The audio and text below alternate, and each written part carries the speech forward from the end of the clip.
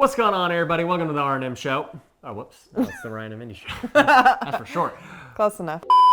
What's going on, everybody? Welcome to the Ryan and Mindy Show. Welcome back to the channel, guys. So today, we are going to do some more storytelling. I think it was pretty fun telling couch stories last week. So Let's talk about the first flip. Many people have asked me, how did Mindy feel about all that? Like, I get that you did it, and how do you get your wife to do that? Like, what was she thinking? So I figured we might as well just tell the story of that first deal and like the minute we decided we wanted to do this. For us, I've told the story many times, but... I have to burp.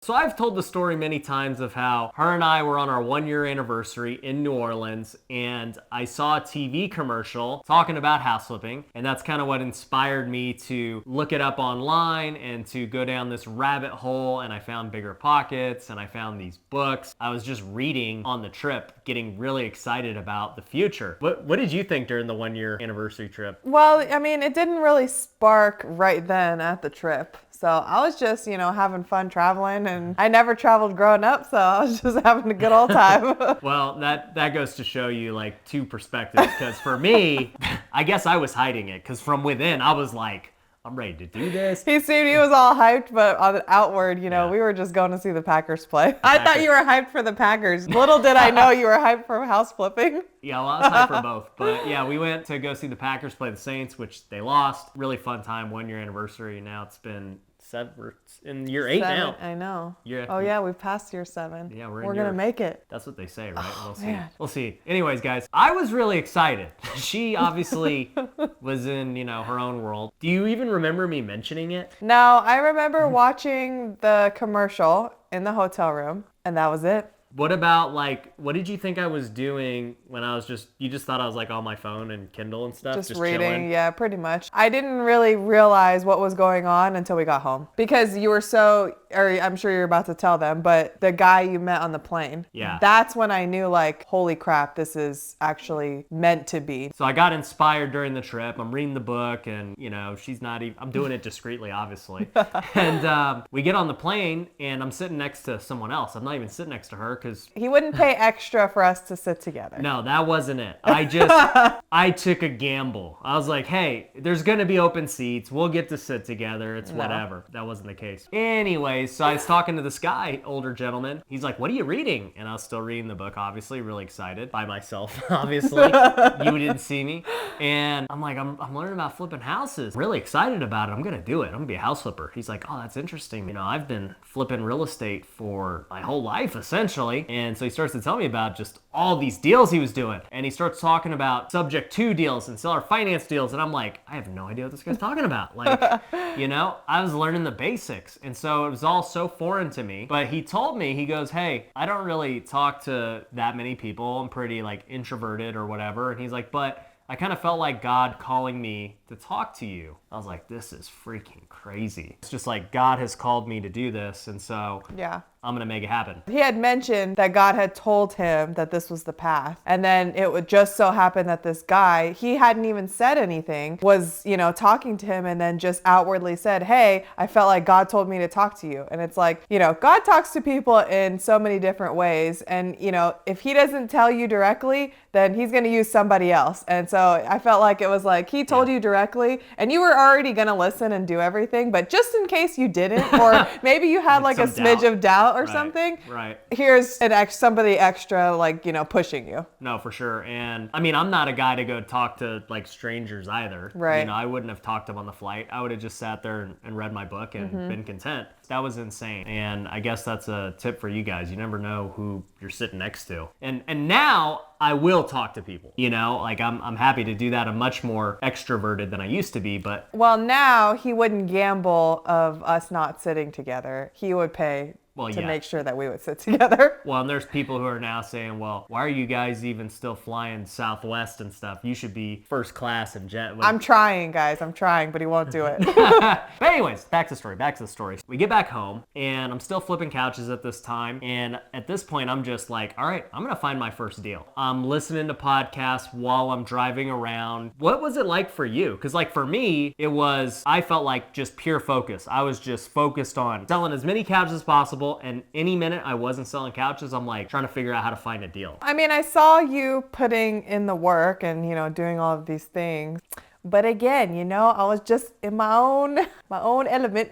I knew it was something that he was, super passionate about. And, I just learned early on that I just got to let you run with it and see what happens. And that was the fun thing for me is I was kind of getting excited because he wanted to, flip these houses and I was just starting to like love design. And so I'm like, ooh, maybe that's my inch to, kind of get in there. But it was so early on. It was waiting and seeing what was about to happen. Did you at that point have any fear or was it excitement? What kind of were you feeling during the process? I mean, you were still playing baseball and that's really what was exciting for me. Right. I had never done anything like that before. We had just finished a season at that point. So it was kind of me more excited, like when's the next season, get to go and do that sort of thing. So that's more so what I was looking forward to. But I knew on the off season, obviously we have to pay our bills and make money. But I was excited. I didn't have any fear yet. And I think too, you were also in school full time, you know, doing that. So yeah, I was in school. I was at dance practice. I had games. I mean, it was just I had a lot going on too that we kind of did our own thing and we knew about what we were doing. So anyways, after a couple of months, I ended up finally finding my first deal. In order to buy it, I had to max out our credit cards, which I don't know if you even know that I did this. I'm curious if you did, but I ended up maxing out my credit cards, but also opening up credit cards for you and maxing them out. At the time, I didn't know that. I don't know when you had asked me if you had already maxed it out or if you asked me one day for,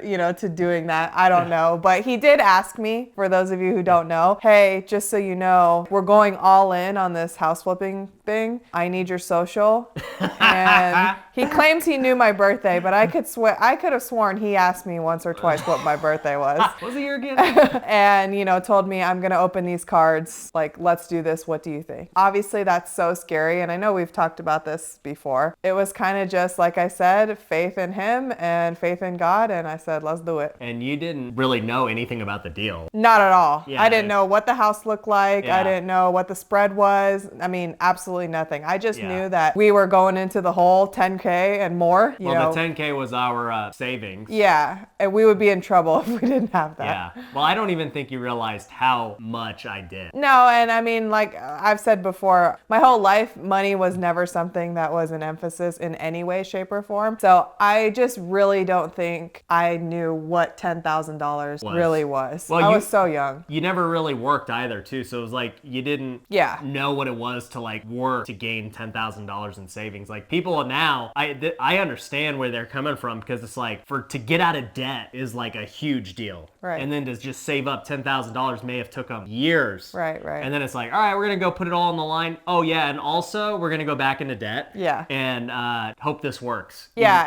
Every dollar I worked for, I spent. So, and I never once got to 10,000 or even close. No. So yeah, I just really did not grasp the scope of what was happening around me. But I trusted him enough that, I knew it was big, but we just kind of went for it. My thing was this. I didn't know that real estate was going to work out. In fact, I had my own doubts because I had failed as a realtor. My thing was at that point, I've been super successful at flipping stuff. Not necessarily houses, but items and couches. And so I always knew that, hey, if this doesn't work, I can always just do this. I can always flip couches and make good money. That brought me a lot of comfort just knowing that. I was still having this job making, like I said, $8,000 a month flipping couches. So after we bought the first house, what was your memories on it? I mean, my very first memory was that I actually had a really good friend who lived on the same street. That's why I knew that house, or I knew where that house was. And then the second one was, man, I cannot wait to design this house. Because I mean, that's kind of what it was, but this was before HGTV really had jumped in on flipping, way before. I mean, there was one show. It was Scott Yancey. We were obsessed with it and it was just funny TV, you know, but that was the concept that the only, thing that we kind of knew, oh, okay. So we've got a husband and wife duo team. We buy the houses, the wife gets to design and we flip it, And so I thought, this is great. We could do this. This is going to be so much fun, but it's not not like that. No, and if you guys actually, I did a video a year ago on my very first house flip. It's actually the only video on my YouTube, like before I took YouTube seriously this year, that I kept up because I thought it was just so cool to be able to go look back at it. If you watch that video, I'll link to it below. It wasn't really renovated. It's really ugly. No, yeah. And I think we thought we did so much. Yeah. But you didn't let me do the kitchen, actually. I remember that. Yeah, because the cabinets were fine. Yeah. And like Yeah. we kept the white tile and all that stuff, even though it was ugly because it was just like in good shape. I was like, why are we gonna... Yeah, but we made a lot of mistakes with that house for sure. So many mistakes. But yeah, I was just really excited to just be part of this new, venture that we were going to go on together. Well, and then the thing was too, right after that, I bought the second house, which ended up selling before the first house. What did you think when I was like, I'm just going to buy a second house? I think, like I said, it was just it was all happening so fast that, again, I really don't think I was understanding what was going on. I was just kind of living in the moment, picking finishes, having fun, going to school. You were so busy. Yeah, I was just honestly so busy that this was just something fun to do. I think at that point too, you're like, well, I mean, if you could buy one and why not buy two? Yeah. Once we sold it, I don't even know if we celebrated. We made like $25,000, but it was like, put that right back in. Yeah, we put it right back in the business. So it wasn't something that we're like, oh my gosh, we just made $25,000. It was like, gotta hustle, do it again. Yeah, like, let's go buy a car. Yeah. It didn't even feel like we had made the money because it was just right back into the next deal, like she said. And to be honest, that's kind of how it was for years. Yeah. Every single dollar we made was reinvested. Right. Like I didn't have a dollar to waste because if I would have done something lavish, I would have lost out on a deal. For sure, we would have been delayed. And I think that's the difference between us and, a lot of young people today is that, when you make a good amount of money so quickly and it's right there already in your bank account and you just see all the zeros, I'm rich. I'm going to go on vacation now. I'm going to buy this car now. I'm going to buy this clothes and this bag and whatever. I don't think one time that crossed our mind. No. We weren't like, oh my gosh, we just made $25,000. We're rich. Like, party. That was not it at all. We were like, we're still poor. Let's roll it back, run it again. That is why we are where we are today. It just all happened so fast. Like it was hard to stress about it or worry about it because it was like, all right, let's flip houses. I'm putting my head down and I'm grinding. Like I didn't have time to worry about anything, but my nature has always been, okay, once I conquer something, what's next? And so like, once I become great at something, I'm like, okay, how do I struggle again? Where can I start anew and like try and build? I guess the last thing I would want to ask you, babe, is... You always ask me a question on the spot. I want to get your raw answer. What would you suggest or what kind of advice would you give to people who are like struggling with fear? And it doesn't even have to be for flipping a house or anything like that or maxing out credit cards. Like, what would you say has allowed you to be like not fearful? Because I don't see you really scared ever.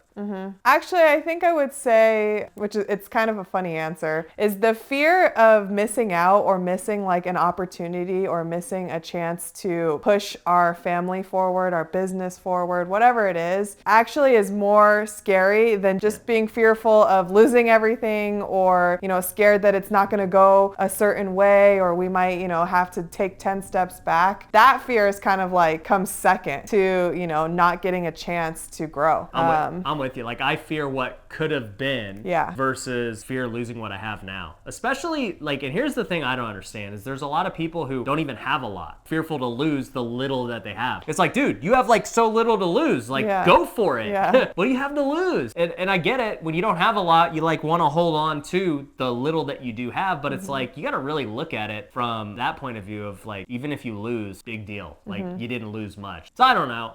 That's just my perspective. It may be right, maybe wrong, but I just fear, like you said, missing an opportunity. As a wife and as a spouse, we're there to support, our significant other. If they have doubt, is your fear and doubt going to help them? No, it's going to make everything worse, right? You got to be their rock. You got to be their encourager. Double fear is no bueno. Exactly. So just go for it. And whatever happens, happens. It'll be fun either way. Babe, you're wise. How old are you again? What's your social? I'm old. When's my birthday? Go.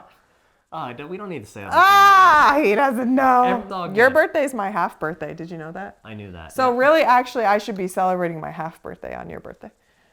Anyways, guys. Wait. I I have a question for you. Okay, what is it? So going along with the spouse thing, right? What would you say to, the husbands or the spouses out there who can't get their spouse on board? How can you encourage them to encourage their spouses to join them? Yeah. I would just really show it with your actions. You're really trying to get into real estate or start a business, like take actions that show that. Show them you're doing something different than what you're currently doing, because obviously what you're currently doing ain't working. If you're out there hustling, let's say you're trying to flip and you're out there door knocking 3 hours a day, your spouse will probably see that and be like, okay, like he's about this new life. Like, okay, that's awesome. Your actions will really show it. You're just all talk and your actions are the same. Well, you ain't gonna do crap. That's the reality. So, yeah, you had to end it on a tough note. So thanks for that question. I didn't think it was gonna go down, that quickly. But we turned our first flip story into marriage advice real quick. It is what it is, man. Some people got to hear the tough truth. You gonna hear the truth or not? It's up to you. But yeah, we hope you guys enjoyed our first flip story. If you guys are about the truth, if you guys like me getting real with you, comment below. If you guys are offended, don't comment below. No, comment below for the algorithm.